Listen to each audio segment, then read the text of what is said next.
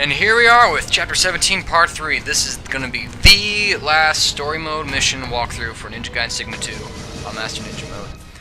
This is right after the fight with Dog or Die. We're going to run up after the big, fat, ugly larva form of the Archfiend. I'm actually going to cut out most of the fight because it's boring and repetitive, and he's not that difficult to fight. It just takes a big-ass long time to fight him and kill him because you have to run up there. Which, by the way, check out Reim's Super Run. Damn, that man does cardio training. Man, damn. Madam. Damn. Look at that. Look at that ninja go. Oh, shoot. The Archfiend, look at that lovely eye and the tongue. Oh, yeah. Archfiend, all you have to do, basically, is one, watch out for the beam that he shoots at right there, which is not really a big problem. Shoot him in the face, the stomach is going to glow, you shoot that up too. Every time you hit him, he's going to puke up blood. He doesn't have that much attacks. Sometimes he'll do a fist swipe like that, looks like.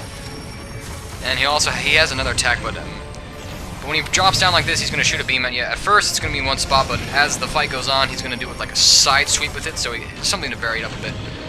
And after you damage him so often, he's going to get some iframes, and he's going to climb up, destroy the structure, and you have to chase up after him. There's like two chests up there. There's like a grain and a herb chest, but that's it. Right here, his hand slipped. That's the sign that he's going to climb up. All you have to basically do now is just kind of block, because his tail swipe can actually hurt you, like it does right here. Then you just chase up after him and go kill his ass. So, but enough of the boring Archfiend fight. Let's get down to the final fight in this game, the real meat, the final boss. Archfiend final form. I did skip the cutscene. I do apologize. It's a bit long and boring. And by the way, that's a long way down for your blood to fall. But oh well, I think we could all deal without the bullshit between them, Sonya and Reim. Really. Anyways, if you guys notice immediately, Archfiend plays out very similar to both the Buddha and the Statue of Liberty. That's because they're both kind of based off it. Hands on the ground, they have a pound movement. Archfiend, he'll do 4 attacks though. If he hits you with the volcano eruptions that follow, he'll kind of knock you in the middle. So as you can see, my health's kind of draining down a bit. We're going to swipe at him a bit. Aside from that, he doesn't have much variation. He'll do this big beam occasionally. He'll also do a side swipe with his right hand, so you want to stay outside of one of his hands. But with the beam attack, all you have to do is stay as far as left as possible. The beam thins out and dies out before it hits you. And as you see, I'll attack right through his attack. Anyways, right here he's going to fly on up, and then he's going to be a bit of annoying. When he's flying up like that, he'll throw these fireballs at you, which you see right here. I'm going to try avoiding him, no dice though. Doesn't do much. That was kind of pointless. And also some electricity around your feet. You just kind of dodge that, jump around. Then he's going to slam. Then he'll slam to the stage like this. That's just some things to do. Then he'll usually teleport back. I've had him kind of glitch out in mentor mode, like go to the other side of the mountain and just stay there. It was weird. And like the whole stage was moving too. It was kind of annoying, but this is the main way that you're gonna have to fight him right here. I mean, right here, look, I'm just attacking right through it. The beam dies down. We're good to keep going. I actually get him like looped or something. As I was fighting him, I just keep getting him to stab the beam, which is awesome. There we use the Muramasa OB. All we have left is herbs on our item list. This is it. This is the clincher. Jumping around, doing a couple strikes. Getting just out of the beam range, attack, attack, attack. And then right here, actually, he begins to loop, and I'm like, oh, sweet. Hit him again. So, I don't know, if you stay on the outside, you can just hit him a couple times. I don't know, experiment with bits. See if you can, like, get him stuck in that loop, as I do right here. I think this next combo, I get the bastard on his knees. And then we're going to finish up with both Reims, as well as my favorite way to OT this guy, our favorite weapon, the dual katanas. I did this with a single dragon sword on mentor mode. Not nearly as impressive as this show.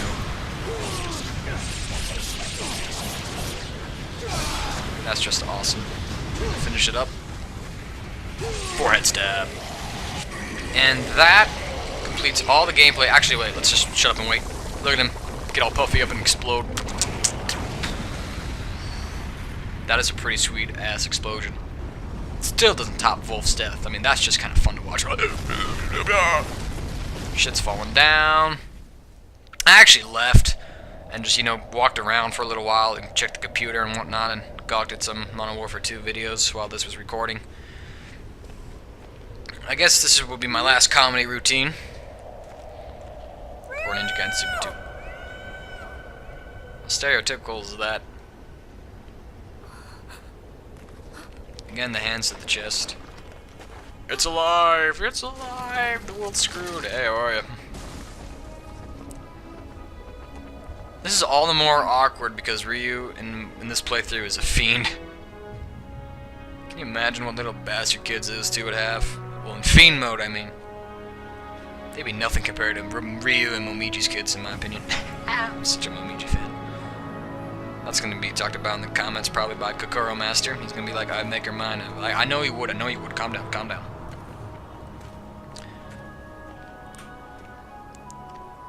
I'll probably get congratulations by like almost all my fans. I think Nano Nissan would. Who else? Probably Sporty 20X or X20. What was that freaking name? I know him as Ram It Down on PSN. Kagare. Oh, that's Kokoro Master. Ha ha ha's maybe. Once again. Actually, the same line is delivered in the collector's edition comic. It's like a little prequel, not too. Well, actually, darkness always lives in the end. Actually, it's more like it's called dawn. You know, night always ends. Anyways, let's have a moment of silence for Genshin and all the enemies that we have slain on the battlefield. A moment of silence.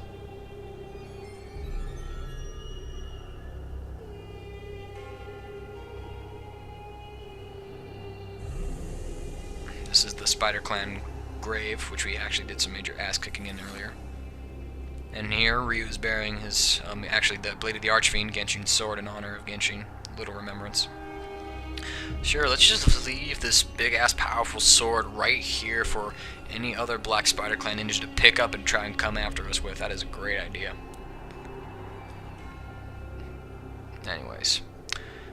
Well, that was the last gameplay video of Ninja Gaiden Sigma 2, the walkthrough commentary series on how to beat this on Master Ninja mode. I got my gold health bar back. I'm going to be a bit excited about that.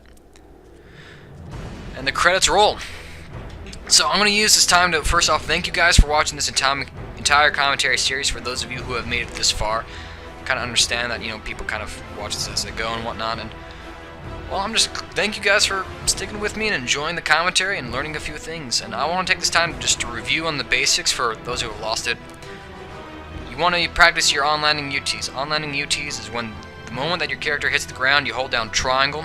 This will instantly gather any essence that is in the area instantaneously. It'll also shave off a little bit of your charge time. Best thing to do though is also don't forget your shuriken stuns. If you jump up in the air and hit O, it will reset your on-landing air time, and so once you get the feel for how long it takes, well, for the moment where you hold down triangle for an on-landing UT after you throw your shuriken, it will be you're basically set to go. Also, arrows can be substituted for that. To kind of center the camera on an enemy, just jump up, throw your projectile attack at them, hit R1 so the camera will center around it, because Ryu will kind of turn to the enemy, and that will help you get some enemies in your sights. Remember, dynamic chest effect, how it works is that the items, each chest works on a basic priority. If you need an item, it will give you an item. If you have full items, like let's say we're talking about herb chests. If you have full herbs, but your health is missing a bit, you have some lasting damage, the chest will give you the same amount of health that a herb would. Meanwhile, if you had full health and full item slot, it will give you enough essence to go buy that item at Muramas's shop. This also works for Talismans of Rebirth, which is how you can make a lot of money in chapters 6, 7, as well as I think also 12. Yeah.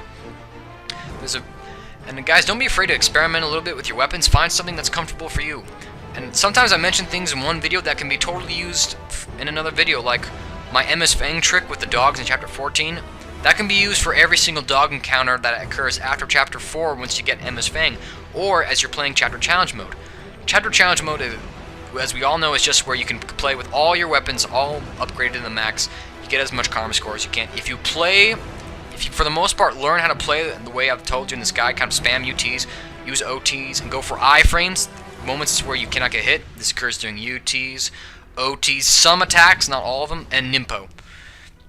But if you can kind of play the story mode like this and do marginally well at it, you will rack up a lot of points in chapter challenge mode, and should always be guaranteed a Master Ninja ranking, especially if you can chain UTs like crazy.